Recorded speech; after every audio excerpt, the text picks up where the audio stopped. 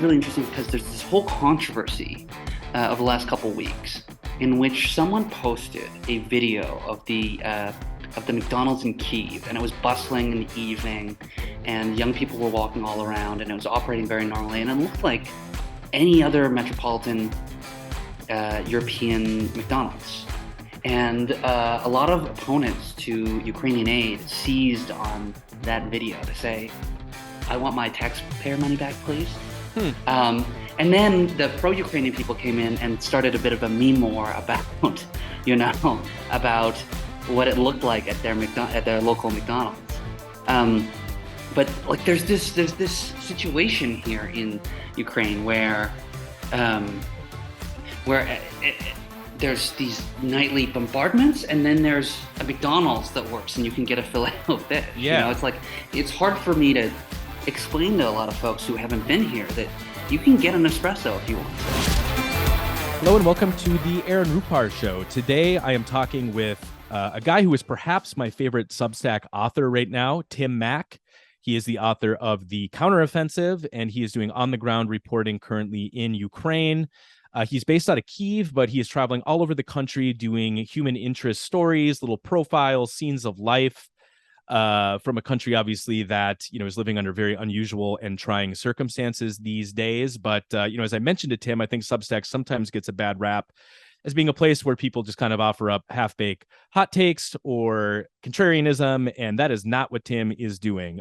He is the real deal, doing on-the-ground war reporting. He's not just covering bangs and booms, he's covering people in Ukraine. And so in the course of our conversation, we talk a little bit about life in Kyiv. We talk about, just what it's like living in a war zone, some of the people that he's been profiling and talking to. We talk a bit about the new edition of his newsletter, which just came out here on Wednesday, which is about a French fighter who he did a little interview with, or one of the reporters that he works with did an interview with, who is traveling from France through Kyiv to the front lines, and just sort of scenes of life like that. So hopefully it will be enlightening for you to hear about what's going on these days in Ukraine, what morale in the country is like, and a little bit about the politics there, and also what Ukrainians are saying about U.S. politics, as Ukraine obviously remains a very live issue in the context of current politics and also the 2024 presidential election. New episodes of the show drop every Thursday, and so if you're listening to this, you can watch the footage on YouTube. I ask people to share the show where you can, leave positive reviews, help me spread the word, and I will be back with another new episode next Thursday. So without further ado, let's get to my conversation with Tim. Hello and welcome to the Aaron Rupar Show. Today I am thrilled to be joined by Tim Mak. Tim is an independent journalist currently reporting from Ukraine. His Substack is called The Counteroffensive, and he's doing all sorts of interesting human interest reporting on the war. I did a Q&A with Tim for my newsletter about a month ago, and I think the way you very memorably put it is that you don't cover just the booms and blasts. You cover the people affected by those booms and blasts. And I will say your Substack is probably one of the most unique that I subscribe to. Substack sometimes gets kind of a bad reputation for being hot takes or contrarianism, but you put in the work doing, deep reporting on scene in Ukraine. So congratulations on getting the newsletter up and running. Thank you. You've already got some guest contributors and are doing a lot of interesting work, and thanks for making time to talk to me today. Yeah, thanks for highlighting the Counteroffensive Substack, right? Because we have this format where we want to see the news through the perspective of a single individual or a small group of individuals, right? And so what we do is we do human narrative reporting. And instead of saying, oh, there were blasts in Ukraine overnight or in Kyiv overnight, we experience those news events through the eyes of people who were there, like a sketch artist or a teacher or someone who's the parent of a prisoner of war. Those are all kinds of examples of how we've been trying to present the news in a kind of more dynamic and human interest kind of way. Yeah. And I should also mention Tim was previously at NPR, where you were reporting from Ukraine previously. So it's not like this is your first time there. And when we talked about a month ago, you told me that you actually arrived for the very first time in Ukraine the night before the invasion began. So I'm sure that was quite surreal. I'm guessing NPR sent you there. Obviously there was a major buildup on the border. I probably followed some of the same Twitter accounts that you do, like Rob Lee, who exhaustively, documented the movement of troops and military gear toward the border. So it wasn't like it was a huge surprise, although, I remember myself still being very, it was very jarring when the invasion began. But I'm guessing NPR sent you there with the idea being that, it seemed like the invasion was going to happen soon. Yeah, you'll remember in February last year, the United States intelligence community was just shouting from the top of every roof that they could find that there was an invasion about to start. And there were a number of really very talented NPR reporters in Ukraine, and I just happened to be another one of them. Some people might not know this about me, but I also have a background not just as a journalist, but also as a former soldier and U.S. Army combat medic. And so that kind of gave me some unique perspectives on how to cover the war. Yeah, absolutely. And the title of the Substack, again, is called The Counteroffensive, which is obviously very timely these days with the counteroffensive in Ukraine officially being underway. President Zelensky, I think it was last week, confirmed that it has started. It's one of these situations, even with some of the open source accounts that I follow, and I follow many of them who are covering the war, where there's a bit of a fog of confusion, as is often the case with military operations, where it's not exactly clear what's going on. In today's newsletter, which I know you dropped just like a half an hour before we started recording, you had a little bit of an update based on some open source reporting in terms of areas in the south of the country where fighting is occurring. But I thought maybe we could start with just give me an update as to where the counteroffensive is as far as you can tell, especially if you have any perspective from sources there on the ground that, aren't things that just, myself here in the States or other people who follow online have access to. Yeah, well, so like with the style of the counteroffensive, we start the newsletter today not just talking about military tactics and maneuvering, but we start it from the perspective of a particular soldier whose name is Ken Kanaki, and he's a Frenchman, a South Korean origin, who has joined the Ukrainian military and is fighting for Ukraine. We caught up with him as he was boarding a train to go head to the counteroffensive. And the whole newsletter about what is happening with the counteroffensive is kind of seen through the eyes of someone headed to the front lines there. In terms of the actual developments on the battlefield, there are a number of axes right now where there is fighting. Mostly, there's three axes: the Bakhmut area in eastern Ukraine, this border area between Donetsk and the Zaporizhia regions in southern Ukraine, and then there's this area southeast of the city of Zaporizhia where there's fighting going on as well. And what I'm understanding, just from talking to, for example, the Institute for the Study of War, which tracks all of the open source information in this, is that we are still in an early stage of this counteroffensive.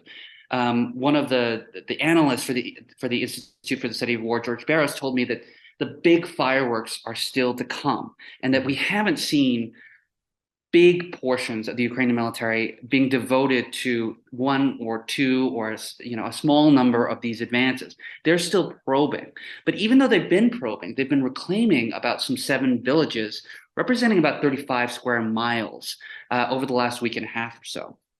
One kind of unique data point that we wanted to highlight is, we read pro-Russian Telegram channels to get a sense of what is the attitude on the Russian side. And, we highlighted this one message from one chat group that was kind of assuring all the pro-Russian people, hey, if you thought that, this would be easy, it's not going to be that easy. Yeah. And it seems like that's a pretty good sign for the Ukrainians. Well, reading that screen cap that you included from the pro-Russia Telegram channel, I mean, there was a little bit, I would say, there was a note of like cautious optimism from the Russian standpoint of basically, the lines are holding. Yes, they've gained some ground, but we're still doing okay. Mm-hmm. I would guess though that that can be, there's also, kind of weaponized information in the sense that there could be propaganda, included in some of these Telegram channels, or, it's not necessarily an accurate source of information. Well, I think important context on this, right, is that this channel in particular is like almost universally like rah pro-Russia, like our forces are winning, our forces are holding. And so this kind of, this kind of more pessimistic message, where they say, quote, "The initiative was and still remains with the enemy, who calculated the forces and means for successful breakthrough of our front." This is an unusual message for a pro-Russian Telegram channel. Okay. So I guess maybe I should have included a little bit more context there. That, like, when you see like a propaganda channel suddenly say, guys, don't worry so much," you think, wow, things must be really bad for them to have to, start to reassure their audience. Yeah. Because I suppose it's also, and correct me if I'm wrong here, but it's also the case that I'm not seeing a lot of reporting like from the front necessarily. And that gets back into, we have to rely on open source information, social media, because I think it would be easier to understand the state of the counteroffensive if there were actual, and I'm sure there are some, but they aren't at least, percolating up to the level where I'm seeing them. And so it does kind of create this fog of confusion. But as you said, it sounds like maybe it's still a little bit too early on in the counteroffensive to draw conclusions about how it's going, if this really poses some sort of mortal threat to Russia's positions in Ukraine. And so, it seems like some patience is warranted there. Yeah, this thing could go on for weeks or months. That's what French President Macron said. And I think there's a very good chance that's the case. I mean, that this counteroffensive is being conducted not out of necessarily, not necessarily because of military requirements, but because of political pressure from many of Ukraine's allies in the West, who are saying, "We've given you all this aid, we've given you all this money, we've given you all these weapon systems, and we need you to show us something in return for that, so that we can kind of domestically explain exactly why we've been spending so much on the war in Ukraine." Yeah. And I do want to talk about the politics a little bit later, but I want to ask you one last thing on Can, who is the French fighter that you had a little mini profile of in your newsletter today. You caught up with him at a train station. Like you said, he was headed toward the front. And I know you went to some lengths to protect his identity. The photos, were kind of like a side profile, or his body. You couldn't see his face, just trying to make sure that he's protected to the extent that you can be when you're heading to the front of an active war zone. But I was curious, I mean, were you just kind of posted up at the train station looking for soldiers traveling, or how in the first place do you connect with someone like him to do an interview in the first place? So this was a team effort done by myself, Joseph, who was one of the folks who writes with us, and Ross Pelek. And Joseph was the one who interviewed Khan, and Joseph is a guy of French descent and nationality, and has been really interested in soldiers who have been from France and fighting in Ukraine, and caught up with him at the train station as he was about to leave. So it wasn't a coincidence or anything. It was something where we really were interested in this particular story, and so caught up with him to do the interview right as he was leaving. Yeah.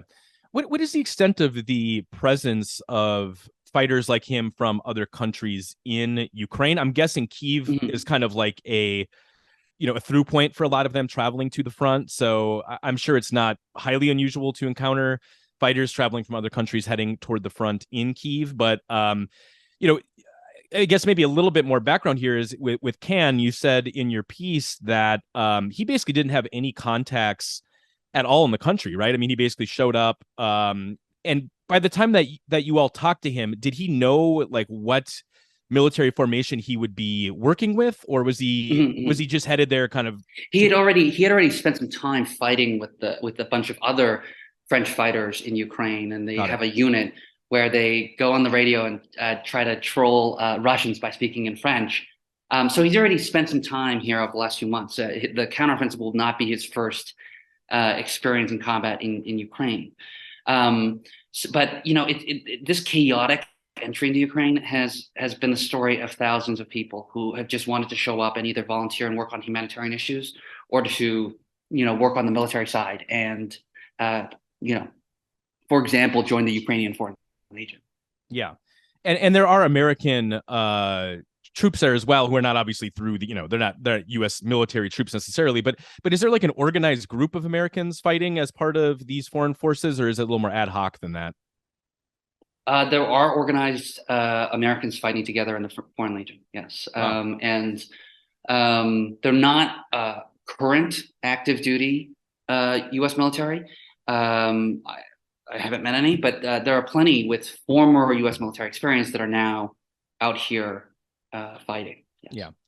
Yeah, when we talked about a month ago, at that point, Kyiv was under nightly bombardment. And in one of your first counteroffensive newsletters, you actually embedded an audio file that was from where you were staying that night. You know, it was a very jarring piece of audio because you could hear loud explosions, which I assume are the air defense systems, you know, shooting down missiles. And then I believe you were tweeting a bit after that. I'm not sure if this made it into your newsletter or not, just the struggle from night to night to get some sleep, to get rest, and just be a functional human the next day. What is the state of affairs at this point? Has the nightly bombardment subsided a little bit? And just what are your reflections on what that does to a person, you know, night after night, having to endure kind of like existential dread, going to sleep? What kind of toll does that take? Well, a few things. In May, more nights there were bombings than not, and it was a real departure from previous months because the intensity was quite high, and so that meant a lot of interrupted sleep. Maybe I won't talk about how I felt about it. Maybe I'll talk about how the folks I've been talking to feel about it. It feels very personal. Not merely that Putin is attacking Ukraine. It's like Putin is attacking me. Like I am personally terrorized. I cannot go to sleep. I am being woken up at 3 o'clock in the morning by an air alarm. And then I have to stay up until 5 or 6 o'clock in the morning. And as you can imagine, people are a little grumpy, a little angry, a little frustrated. Well, is it? That Let me ask really you. impacts things. Yeah. Let me ask you on that note. So you know, you hear an air defense siren sounding. Is the standard protocol basically for everyone if you are, you know, if you're above ground, essentially, is the standard protocol basically to retreat to the nearest shelter? I mean, I'm sure there are some people who take their chances, but like what are kind of the social norms surrounding, you know, just these when Kyiv is under bombardment? How do people respond to that? Yeah, everyone has their own standard, right? It's like, well, just think of it in terms of like in the US, when the fire alarm goes off, how in your apartment, how urgently do you run for the stairs? Well, It's a yeah, very similar. It's a very it, similar thing, right? Like it's like, if there were like, if it was like every 2 nights in your apartment building there was a fire alarm, you might consider twice whether you were going downstairs every single time. You might go online and look at some of the Telegram groups that have gotten pretty good at open source information to look at, well, hey, 45 minutes ago, a very, very abnormally large barrage is headed towards Kyiv, where I am right now. I probably ought to do something about it. Or other times it will be like, it's a below average barrage is likely to be incoming. It's very case by case, and different people have different risk tolerances. There's some people who react to every single siren and they'll go to the bomb shelter. Some people will go into an interior hallway without windows, and they'll think that is sufficient. Other people will go into the parking lot, so the parking garage, underground parking garage. Everyone has their own method. yeah. Yeah, and it kind of blows my mind. I mean, I'm not obviously a veteran like you are, but I've read a fair amount of history about military conflicts, and I know a fair amount about how military conflicts work. And just the fact that these air defenses now are so good, where that the numbers are usually like, Russia will fire off like a dozen missiles towards Kyiv, and in many cases all of them will be intercepted. Maybe one or two will get through, but just the sophistication of these systems that they're capable of doing that it just kind of blows my mind. Now, is that the case? I'm sure Kyiv is the most heavily fortified as far as that goes, but is that kind of the norm in a lot of large cities in Ukraine, or is Kyiv kind of the exception in terms of having these really incredible air defense systems? No, I mean there have been strikes all across this country. Yeah. From Western Ukraine in cities like Lviv to Northeastern in cities like Kharkiv to the southern port city of Odessa. I'm not sure I've heard of a major city in Ukraine that's been spared this sort of experience. Oh Now no, no, it ebbs and flows yeah, in yeah, no, terms of go ahead. no, no. I'm aware that I'm just asking specifically on the missile defense part of it. Yeah. Is that something like if you were in Odessa, do they have a similarly sophisticated Mhm. system that could take out these missiles, They before do. they I reach the can't cities? Okay. quantify that Yeah. for you, but Yeah. the air defense is working. There are air defense systems all across this country, and so that's why I would say that the situation in Kyiv is very similar to the situations in other major cities across Ukraine. That the Ukrainians have made it a major kind of strategic goal to reduce civilian casualties around the major cities. Yeah, yeah. Well, you mentioned before we started recording that you wanted to talk a bit about McDonald's, and that was actually a little. I have a fillet a There you Ukrainian go. filet of fish right here. It's 5:30. I have not had lunch yet, but Okay. I'll have this cold filet of fish to look forward to Oh, after our I feel bad. conversation. I mean, feel free. Uh, The footage is on it's YouTube. I not don't know your if that's. fault. It's not your I fault. don't know if that's going to make for the Uh, most. I don't think that's going to be. Well, I don't. Look, I it was is going to not say, an appetizing looking sandwich at this moment. You had like the with the fries, with and McDonald's fries, you have to eat them immediately, and otherwise they kind of cool down and get kind of gross. yeah, and But it's food, right? fish is tough to microwave as well. But you did actually mention in your newsletter today that Mhm, McDonald's was actually victimized by a strike in Odessa. right. But I'm guessing for someone like you, if you're traveling around the country quite a bit, I guess there is that similarity with living in the West, where McDonald's is probably something that you can count on in a lot of areas. Like on the highway, like Yeah, when you're driving places, there are a ton of McDonald's on the side of the road. Yeah. yeah, yeah. Little sidebar: what are some of the menu items on a McDonald's menu there that here in the States we might not be familiar with? It's pretty standard, actually. I mean, Okay, I don't think that I can think of anything. They might have like potato pancakes here, okay, that's a little um, different. but I I guess don't. that's part of the It's beauty of it. pretty Yeah. standard. They don't give out ketchup typically. They charge for ketchup. Oh wow. That's Okay. what Well, that's what I've learned here in Ukraine. that'd be an But adjustment. look, the thing that McDonald's is really interesting because there's this whole controversy of the last couple of weeks in which someone posted a video of the McDonald's in Kyiv, and it was bustling in the evening, and young people were walking all around, and it was operating very normally, and it looked like any other metropolitan European McDonald's. And a lot of opponents to Ukrainian aid seized on that video to say, I want my taxpayer money back, please. Hmm. And then the pro-Ukrainian people came in and started a bit of a meme war about, about what it looked like at at their local McDonald's. Um, but like, there's this situation here in Ukraine um, where there's these nightly bombardments, and then there's a McDonald's that works, and you can get a filet of fish. Yeah. It's like it's hard for me to explain to a lot of folks who haven't been here that you can get an espresso if you want to in this war zone, Yeah. and you can get a Big Mac too. And then everyone tries as best as they can to live life almost as normally as possible, and then everyone retreats to their apartments, and the bombardment happens again in the evening. Yeah. Well, and you mentioned when we talked about a month ago that in Ukraine right now it's possible to be reporting from the front lines in the afternoon and having sushi in the evening in a Yeah. major city because from Kyiv to where some of these active fronts are. I mean, that's probably like a 3 or 4 hour train trip, I would guess. It's not like A it's little bit further than that. yeah. A little bit further Okay. than that. It'll probably take you most of the day. Okay. If you left really early in the morning, you could probably drive to, you know, um, one of the front lines by the evening. Yeah. But I would assume that once you got there, someone in your position, and you touched upon this a little bit when we talked last month, that you need certain credentialing to Mhm. actually do reporting there. So I'm assuming that probably as you got closer, there'd be some checkpoints or something like that. Yeah, there'd be a lot of checkpoints, and they have. I mean, you talked earlier about how there's been a dearth of reporting from the front lines.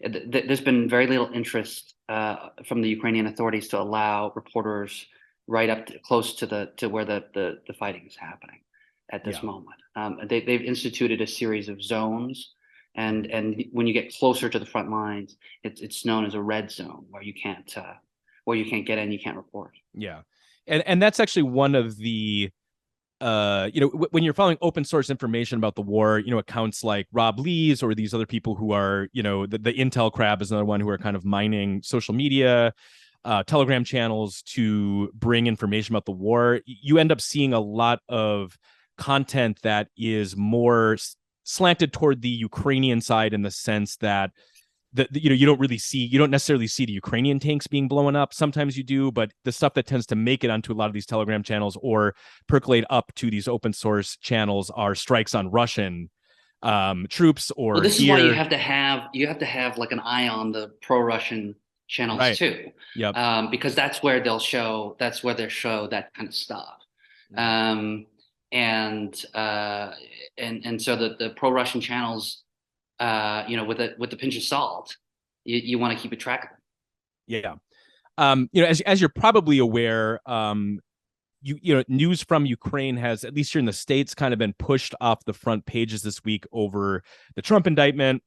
But an aspect of this, as Republicans try to defend Trump, is rehashing some of the Burisma allegations against Biden and kind of the corruption in the Ukrainian corruption, the Hunter Biden business dealings stuff. So it does make it into the news even this week, kind of in that context. But I'm curious, what are people that you talk to in Ukraine, whether they be English speakers or people that your fellow reporters that you're working with are talking to, what are their thoughts, if any, on U.S. politics? I mean, it seems like Ukraine is going to be a very live issue this campaign cycle, in the sense that, Trump has made pretty clear, he's out there saying that he would find a way to implement a ceasefire within 24 hours, which, given his background, Putin seems to be code for, he would push for Zelensky to start negotiating some sort of ceasefire, which would probably result in occupation of part of Ukraine by Russian forces in all likelihood.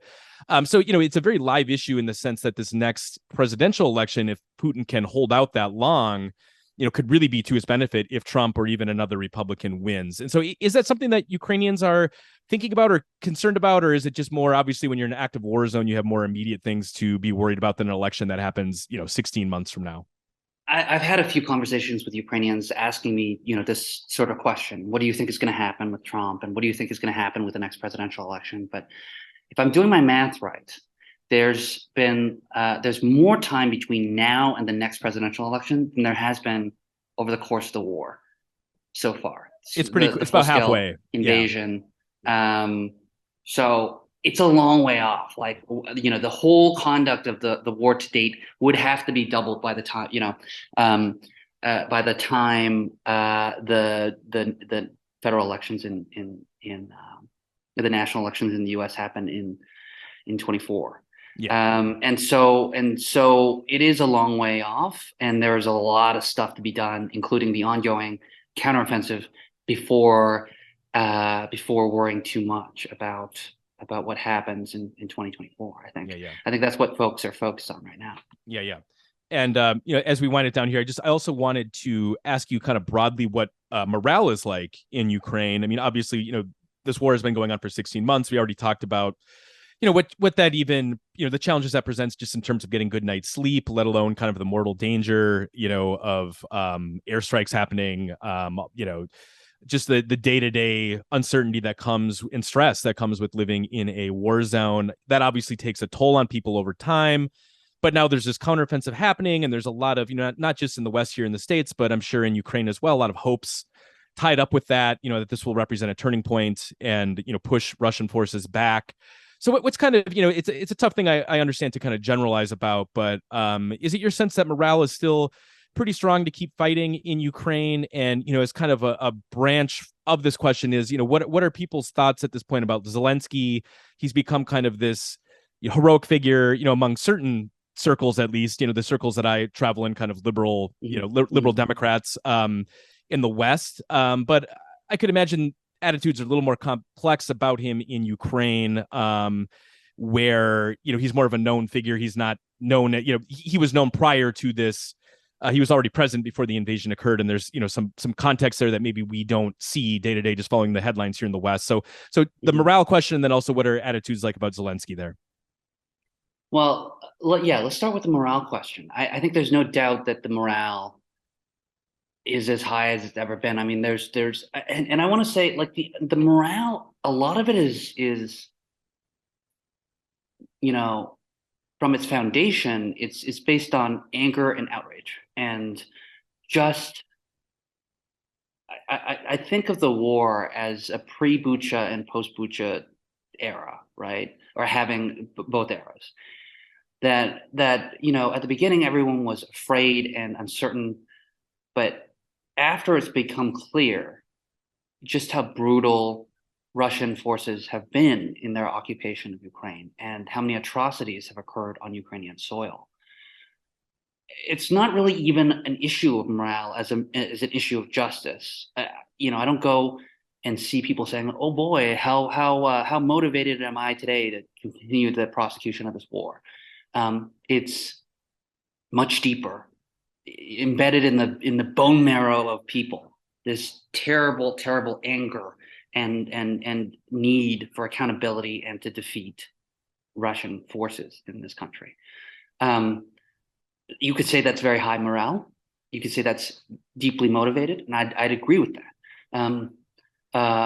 But I kind of it's with a twist, right? Because it's not merely morale. It's not merely motivation or folks feeling encouraged. It's this deep, foundational, existential motivation that drives them. So that's my feeling on morale. And the Ukrainians will want to fight for far longer than their Western allies would be comfortable with. I would say, unless they manage to pull off some dramatic moves in the south and east and push Russians out of much of the country. The Ukrainians, just do not feel like there's any room for negotiation. And if we're talking about morale, they're going to continue on with it. On Zelensky, Ukraine, like many countries where people are free, has a long history of people complaining about their political leadership, right? Constantly. Mm-hmm. And when I'm asked this question, I think of a conversation I had with someone in Dnipro, which is a more kind of central Ukrainian city where folks are more likely to speak Russian. Pre-war were less pro-Zelensky. And I spoke to this one artist who does work in the Russian language. And he said, look, I didn't vote for Zelensky, but I've been so blown away by how he's united this country and how he's stood up for everyone, and his personal courage. When his life was threatened in Kyiv, he refused to leave. I'm just blown away by his fortitude and his strength and his leadership.